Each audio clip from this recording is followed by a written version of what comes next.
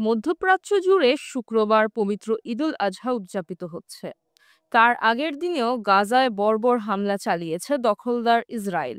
এতে ৭০ জন নিহত ও ১৮৯ জন আহত হয়েছেন। গাজার স্বাস্থ্য মন্ত্রণালয় বৃহস্পতিবার সন্ধ্যার পর এক বিবৃতিতে এই তথ্য নিশ্চিত করেছে। বিবৃতিতে বলা হয়েছে, হতাহতের প্রকৃত সংখ্যা আরও বেশি, কারণ অনেকেই ধ্বংসস্তূপের নিচে চাপা পড়ে আছে। তাদেরকে উদ্ধার করা সম্ভব হয়নি। ২০২৩ সালের ৭ অক্টোবর থেকে গাজায় অভিযান শুরু করে ইসরায়েল।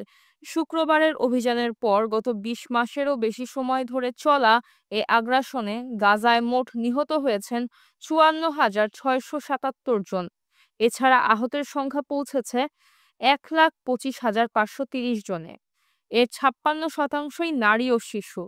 যুক্তরাষ্ট্র ও মধ্যস্থতাকারী অন্যান্য দেশগুলোর চাপে বাধ্য হয়ে গত ১৯ জানুয়ারি গাজায় যুদ্ধবিরতি ঘোষণা করেন ইসরায়েল।